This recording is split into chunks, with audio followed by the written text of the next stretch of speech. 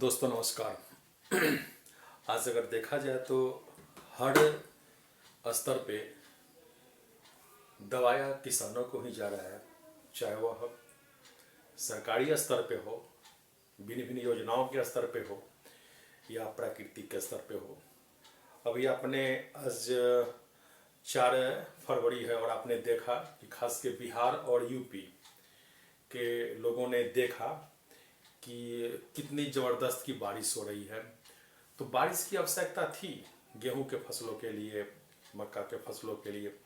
लेकिन इतनी बारिश की आवश्यकता नहीं थी जो बिल्कुल आलू के ज़मीन को बर्बाद ही कर देगा। बहुत सारे किसान को बहुत नुकसान भी हुआ, सब्जी के खेत को बिल्कुल बर्बाद ही कर देगा। और आफत तो तब हो गई जब छोटे छोटे पत्थर भी गिरे और बहुत सारे जगहों पे बड़े बड़े पत्थर भी गिरे। तो ये कंप्लीट नुकसान नेचर ने आज के तिथि में दिया है। तो मेरा ये कहना है कि आखिर हम कब तक इसे झेले और कैसे झेले, कोई ना कोई रास्ता तो निकालना पड़ेगा। और अभी आप देख रहे हैं कि सरकार बिल्कुल सख्त हो रही है कि उन्होंने इधर का जो मेरा बजट जो पास हुआ है उसमें सरकार ने स्पष्ट ऐलान कर दिया है कि फसलों ये फर्टिलाइजर्स खाद का जो सब्सिडी है उसको 35% कम करने का ऐलान सरकार ने किया है। अभी आप देखें कि इस अगले वित्त वर्ष के लिए कुल 1,05,000 करोड़ रुपए फर्टिलाइजर पर सब्सिडी देने का ऐलान किया गया है, जो चालू वित्तीय वर्ष में जो 1,40,122 करोड़ रुपए था, यानी कि तकरीबन 35% के आसपास सब्सिडी को कम कर दिया गया। नेचुरली खाद का जो आपका जो दाम है वह बढ़ेगा और उपलब्धता उनकी जो है सो बाधित है सो की होगी। तो एक तरह से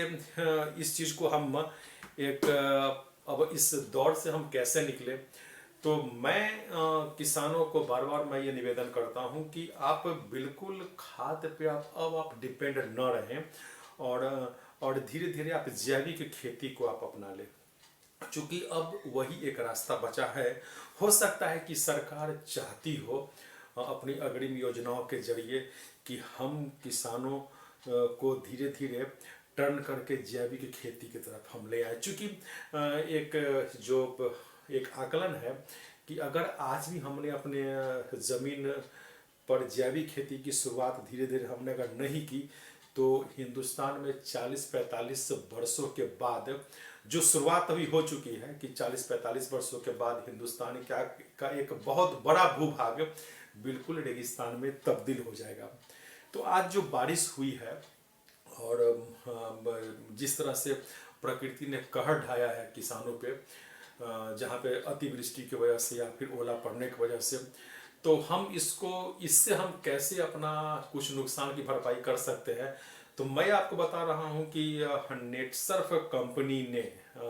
जिसके सीएमडी माननीय सुजीत जैन साहब हैं, उन्होंने ऑर्गेनिक फार्मिंग को जो बढ़ावा दिया है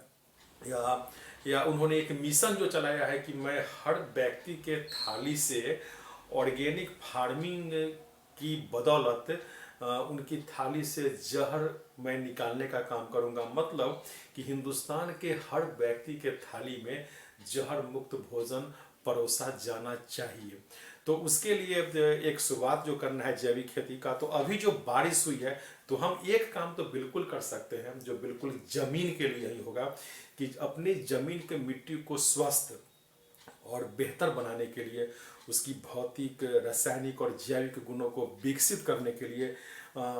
इस कंपनी ने नेटसर्फ ने जो एक प्रोडक्ट बनाया है seat, soil health enhancement technology पर आधारित यह प्रोडक्ट है सीट, जो 1 एकड़ में 1 लीटर के दर से डाला जाता है। तो इसका खर्च हमें प्रति कट्ठा के हिसाब से 50 से 60 रुपए के आसपास खर्च पड़ेगा। इसमें बहुत सारे डिस्काउंट की भी संभावना बनती है, वो आपके परचेजिंग को निर्भर करता है। तो मैं आपसे निवेदन करूंगा कि चूंकि इस सीट का उपयोग हम नमी युक्त वातावरण में, नमी युक्त जमीन में ही हम कर सकते हैं, तो अभी जो बारिश हुई है निश्चित तौर पर इसने हमें बहुत नुकसान पहुंचाया है, लेकिन क्यों न इसका फायदा हम उठा लें और वैसा जमीन जहाँ जहाँ पर हमने फसल या पौधा को लगाया है वहाँ पे अगर हमने हल्का सा इसका स्प्रे कर दिया या फिर इसमें हम छेद करके अगर हमने वहाँ पे उसको छिड़क दिया तो यह जो लाइव बैक्टीरिया है वैसा बैक्टीरिया जिसे हमने कीटनाशक का उपयोग कर करके बिल्कुल खत्म कर दिया है खेत से, जो हमारे जमीन के लिए आवश्यक है, उस लाइव बैक्टीरिया का कल्चर इसमें डाला गया है। तो इस सीड को इस बारिश के मौसम में, क्योंकि मेरा सारा भूभाग जमीन खेती का जमीन मेरा नमयुक्त हो चुका है, उसमें कहीं कहीं पानी भी लग चुका है और बिल्कुल वहाँ पे नमी बरकरार है अभी, तो 1 दिन 2 दिन और 3 दिन में हम अगर चाहें तो उस भूमि में इस सीड को का छिड़काव करके अपने जमीन को स्वस्थ और उपजाऊ बढ़ाने के रास्ते में एक कदम हम बढ़ा सकते हैं। तो मैं आपसे ये निवेदन करूंगा कि सभी किसान भाइयों से मैं ये निवेदन करूंगा कि इससे पहले कि सरकार सख्त हो जाए या इससे पहले कि हमारी जमीन बंजर हो जाए, हमारा जमीन बिल्कुल रेत में तब्दील हो जाए, हम अपने आप को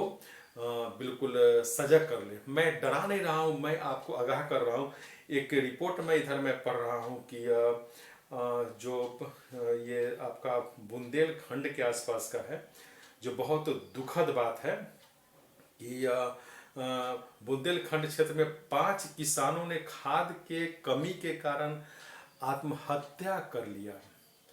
दोस्तों जरा सोचिए कि किसानों ने खाद की कमी के कारण एक जगह सिर्फ बुंदेलखंड की बात की जा रही है कि वहां पे किसानों ने आत्महत्या कर लिया। यह कितना दुर्भाग्य की बात है। तो आने वाले दिनों में यह संख्या बढ़ सकती है। एक किसान नहीं मरा है, एक किसान की मृत्यु नहीं हुई है, उसके साथ उसका पूरा परिवार खत्म हो गया होगा। दोस्तों यह बहुत दुखद बात है और हमारे किसान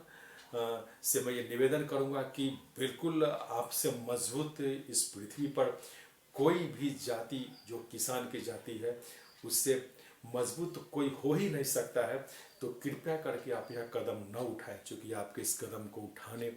से आपने तो शहादत दे दिया,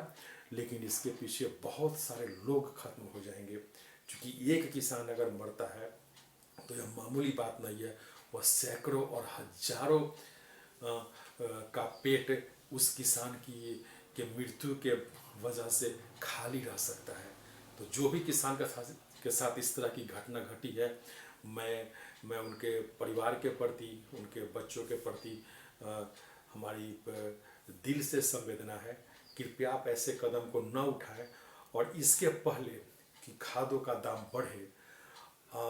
उपलब्धता में रुकावट आए, इसके पहले हम सजग हो जाएं और क्यों न हम यह ठान ले कि तुम मुझे खाद न दोगे तो न सही, हम अपना खेती का व्यवस्था ऐसा क्यों न कर ले जहां पर हमें इस खाद का, इस जहर का आवश्यकता ही हमको न पड़े और हम भी स्वस्थ रहें, मेरा समाज स्वस्थ रहे, मेरा देश स्वस्थ रहे और हमारी मिट्टी भी स्वस्थ रहे। आने वाला जनरेशन को हम एक साफ, सुंदर और स्वस्थ उपजाऊ मिट्टी हम देके जाए। जय हिंद, जय नेट सर।